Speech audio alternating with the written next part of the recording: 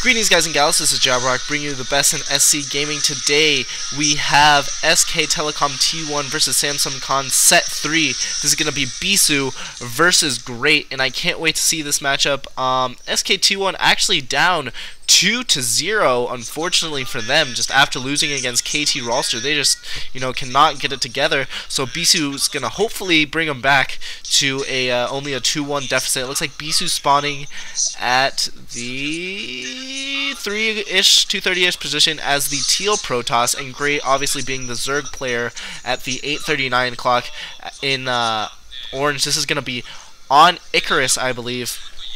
And so on Icarus, this is a 4-player map where there are 2 bases at the top right, 2 at the bottom left. That Overlord Scout's going to be going in the wrong direction. Looks like no cheese, no 4-pull going on for Great so far.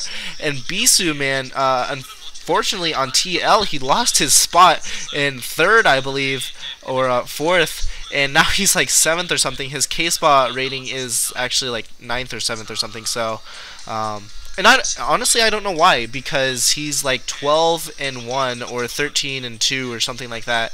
Something like really crazy like that in the SPL. And so when you've got that good of a record, even if you're, even if you're not playing the best people, man, that's better than a lot. It's better than a lot of people. But I'm sure the K-Spa people know better than me with what they're doing. It looks like we had an overpool / 12 pool. Didn't count how many. 1, 2, 3, 4, 5, 6, 7, 8, 9. Maybe 9 pool. I'm assuming that was an overpool though, to be honest.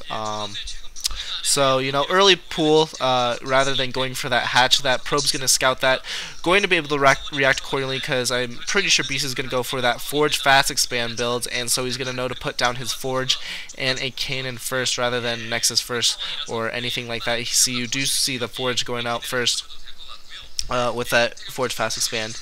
And you know what, I am just in an awesome mood, awesome casting mood today, just letting you guys know that. I just watched The Grinch, How the Grinch Stole Christmas, with the one with Jim Carrey, and that's a great movie. I can compare it kind of to Charlie and the Chocolate Factory.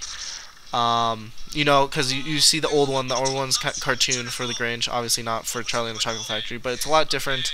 And the new one of both are like kind of weird and kind of a little bit more dark. But I like the Grinch better than I like Charlie and the Chocolate Factory. I think Charlie and the Chocolate Factory is kind of weird. He has that whole daddy syndrome thing going on.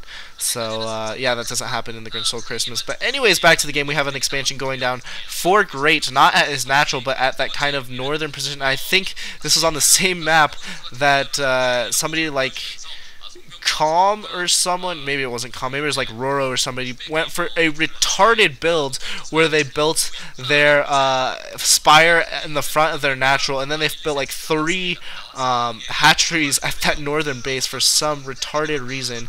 But we did see Bisu go Forge to Nexus to Cannon. He's also getting another Cannon, I believe, possibly that could also be a Gateway. Not sure, that I didn't see him click on it just yet. That Overlord spot's pretty much everything that's going on. We have an assimilator going down for Bisu as well. It looks like he's transferring his probes at exactly the right time. Hopefully that Nexus morphs in very, very soon. Extractor down for Great as well, and so Great is going to have 3 drones on the Extractor. Has 2 Zerglings out, going to try to deny that probe scouting, but Bisu is just the Gosu scouter of probes and never freaking loses them. Layer tech now for Great as well. He is also expanded to his natural, so he's doing the standard double expansion of the Zerg player. Bisu going for the standard Cybernetics Core into Stargate, I believe, unless he's going to go for something really ridiculously crazy, but I'm assuming that he's going to follow up with his Stargate like we always see in PvZ, at least from Bisu usually.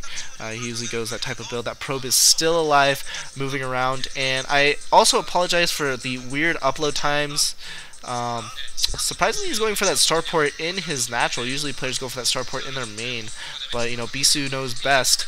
But yeah, the ridiculous upload time. Half the time my videos won't upload. Now I have to always use the advanced uploader, which makes it so if it stops at any point, it'll restart where it stopped and won't make you re-upload all parts of the video. And so that's what that's what I've had to resort to. And if anyone's doing anything on my computer, it's pretty much guaranteed that it's not going to upload. So I apologize for that. I'm going to still try to get a video out every day for you guys. And you know what? You guys are awesome. Merry Christmas and Happy New Year. If you didn't watch my video on Christmas, my Back to Reality episode, you should definitely go check that out. But yeah, that's about it. Simulator down at the natural, and wow, dual Stargates! What the heck is going on? Dual Stargates from Bisu. What the heck is he doing? I have no idea what kind of build you're going, Bisu, but you're doing some crazy stuff, man. You have the cybernetics core was also spinning. I'm assuming for +1 air weapons attack and not for dragoon range. That spire is about 3/4 of the way done, but dual starports. Or Stargates, rather. I hope it's not going to be that big of a deal like Stasis was for me. Dual Stargates, not Starports. But yeah, why he's going dual Stargates? Jesus. I have no idea. That first Corsair is out. Those Zerglings look like they're just going to try to do a little bit of contain there. He's also getting his robotics facility. But honestly, I don't know what those things are for, man. Usually you only need one to put out enough Corsairs to deal with any type of, Overlord / Mutalist / Scourge that come at you. And that's that. Usually you do not see dual Stargates unless you're going to go for carriers. And why you would go carriers against the Zerg player at this point in the game, I have no freaking clue. He's not even on the right tech tree. If he was going to go for really early carriers, we would have seen the Citadel very, very early, as well as the Templar Archive. So I have no idea. Maybe this is the new... Well, no, it's not the new standard. I've never seen this before. Or maybe I've just completely missed it or something, but honestly, I have no idea why. He's just building a ton of Corsairs, kind of bypassing his ground army, getting more cannons up in his base, but man, he's just got a ton of Corsairs. The Scourge are going to be able to scout out these dual Stargates, and I don't know how he's going to react to this, because I don't really know how this build really works. Unless I've been complete idiots and missed the dual Stargates in every single other PvZ that I've played, but I highly doubt that. We have the first Hydralisk out now. I'm assuming they're going to be morphed into Lurkers, or maybe he's going to go for a mass Hydra break just because he has gone for such a Corsair heavy build. Almost losing a Corsair there, not quite. Another Corsair comes in to reinforce, not going to be able to pick off that Overlord, just going to be pretty much able to get the scout off on these bases. These Hydralisks are speed upgraded now, so they are going to be a little bit faster, going to be able to, chase those Corsairs away. Almost got that Overlord picked off. If he really would have turned around, I think he would have been able to pick it off, as it was kind of out in the open there. Able to kill both of those Scourge just with the pure amount of Corsairs that he's put out. He's putting out a lot of Corsairs, and this could possibly be a little deviation on the Bisu build. Might be going straight for Dark Templar here, just straight Dark Templar Corsair. That Corsair is going to get picked up. Oh, man. Really close there. Corsair does not get picked off. It looks like we are at 5 hatches. That critical 5-hatch build from the Zerg player just picking up. Wow, that Overlord just went down so fast. And we do see a huge Hydra push about ready to morph into fruition. Wow, that was a weird choice of words. For Great, so he's definitely going to go for that timing push with that just huge Hydras. We do have a Reaver out with a shuttle for Bisu, so hopefully he's going to be able to defend this. He's just going pretty much every single type of tech that he can. He's got those robotics going on. He's got this Citadel of a Dude, probably for Zealot speed, I'm assuming. And stuff like that. And before this attack goes off, I just want to talk a little bit about how I think that the golden age of Starcraft Broodwar, at least, is kind of over, unfortunately. The golden age was when the commentators like Cholera, Moletrap, Diggity, Klazart, Rise, Ranshin, Nuke, they would... Oh my gosh, Bisu, don't do that, man! Almost running his Corsairs right into those Hydralisks. That could have been terrible. But what I was saying is, it looks like he's going to go Corsair Reaver rather than Corsair DTs, is what it appears to be. And it looks like Great's going to be moving in here. I'll probably tell you guys about what I think about the golden age of StarCraft after we see what goes on here. It looks like he's trying to go in for a push, but there's 4 gates with a Reaver. And, oh man, just losing a lot of Overlords. Those 3 Overlords just died so quickly, grouped all together. And that is a sweet jacket, man. I wish I had that jacket. I'm going to try to get one of those marshmallow jackets, because I think they're just so cool. Maybe if I get a Hwaseng Oz one, I can be like total fanboy and wear it around, pretend I'm on the team. Just kidding, sort of. But anyways, it looks like this shuttle's going to come in, try to do a little bit of harassment to the probe line. Here comes the Reaver, doesn't pull his drones, and oh man, it looks like it's gonna dud though. Unfortunately, just gets caught on that layer. Doesn't dud, actually hit, but didn't get anything. Oh my gosh, like 6 of those drones just popped. Very nice job by Bisu, just such good control, and whoa, this Scarab just duds. And that's really unfortunate because a lot of these Scarabs are dudding recently, it seems like. That one Scarab, though, did a ton of damage. He needs to be careful not to lose that shuttle with the Reaver inside. That Reaver is going to play a huge part, especially if Great decides to move in. And he needs to take care of his Corsairs. Bisu, man, take care of your Corsairs. Able to pick off another drone with one of those Scarabs. You know, pretty cost-effective just because it is a drone. And I believe that Scarabs are like 25 minerals or something like that, 25 gas. I'm not entirely sure about that, but it looks like we have speed overlords coming in as well, just in case there are DTs maybe possibly going in for a drop at the same time. Here comes Bisu yet again with his Reaver going in and getting a hit off on the Hydra. Is going to be able to kill this other Hydras and a drone in the mix as well, and he's going to be able to harass this top base pretty much completely, stop mining altogether, but he needs to be careful. Here come the Scourge, going to be chasing down his shuttle. Here come the Scourge, almost there. At the same time, it looks like Bisu's picking off some overlords. He's kind of preoccupied, but I think the shuttle's gonna go down.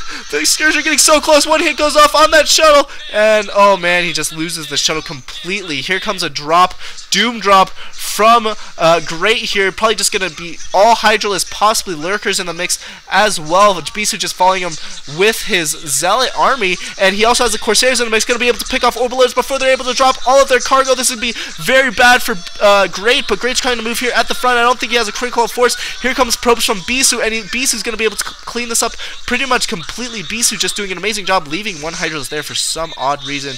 Here comes more Corsairs to deal with that Overlord. He needs to deal with those Lurkers on the ridge, though. Just Great, just attacking from all directions, but Bisu surprisingly able to defend it very, very well. Bisu just playing on top of this game, and that's why I argue with the people at TL that Bisu is in fact back, although I don't think he made it into, it was either the OSL or the MSL that he got beat by Shine, not Shrine. Yeah, you guys corrected me on that as well, but yeah, got beat by Shine, and so he got kicked out of either the OSL or the MSL, and that's not really a spoiler because it happened like a month or two ago. But at any rate, Bisu is just playing so well. Needs to get an Observer and not let his Zealots just die there, though. That would probably be more preferable. Here comes the Observer. Going to be able to take down this Lurker. Nice job by him. Here comes more Overlords, though. Great is just pretty much sticking to this, and oh wow, he wasn't able to kill that that Lurker. Actually, here comes Bisu with more Zealots, but the Zealots are kind of getting trapped behind Bisu's buildings as well as behind the probes, and so these Hydralisks are gonna just take a little bit longer to take down, and there's no Observer to take out this Lurker, so this Lurker is gonna be very annoying for the time being, at least. And Bisu just kind of what the heck are you doing, Bisu? You're just kind of grouping together your Zealots, not what you want to do against a Lurker, especially in a straight line like that. That was a little bit of miss micro. Here comes Bisu with more Corsairs. I don't know what happened to the rest of his Corsair army, and if I could see those people a little bit better, I could tell you who they were, but I couldn't, so sorry about that. They weren't even in uniform, so I don't even know what team they're for. I'm assuming they're not from SKT1 or Samsung Con, because usually the team players are all on the bench. And so it might be some Lakaf or Wujin Stars, Hydentis, or I could just name off every single Pro League team. I'd rather not. Here comes another drop, possibly. More Overlords coming in, and he's just Great, is just really committing to this Overlord attack, just this drop attack, man, and I don't think that this is a good idea because you lose your Overlords by doing this. I mean, Bisu has a critical amount of Corsairs to really deal with this. Here comes more Corsairs swooping in the mix. All of them, almost like all of them going off on one of those shuttles or an Observer. No, I think it was Observer, actually, but here comes Great again, and he's going to lose all these Overlords, I believe, not even getting that many units dropped off. He does have 2 Lurkers in the mix. Bisu's going to lose a lot of probes, actually, but this attack is going to be cleaned off very, very easily. He's going to lose all of these Overlords. This is going to be really bad for him.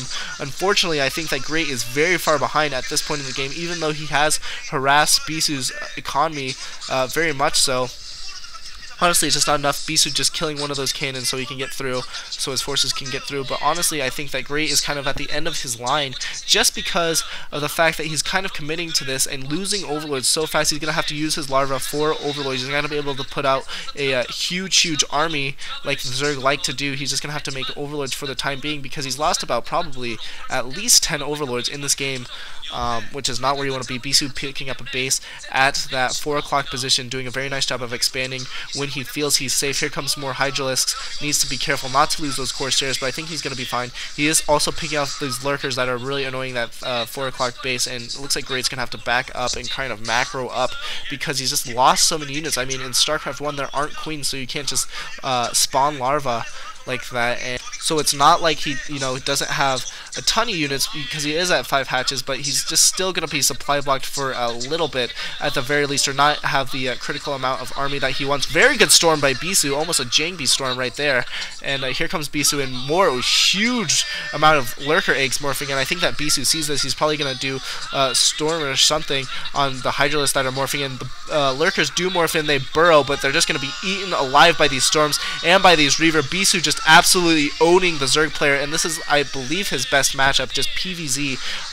He just really owns anyone. The only good Zerg that's able to beat him usually is Jaedong, and so Bisu just absolutely tears, and GG coming from Great. So Bisu just tearing through the opponent, and ladies and gentlemen, I'm just going to announce it. Bisu is back, and I'm very glad because he is my favorite player. I try to be kind of unbiased during the cast, but he is my favorite player, doing a very nice job there. That's his 15th win, and so that's set 3, guys. SKT1 is only down 2-1, and probably won't cast set 4, but that's it. GG. Lates.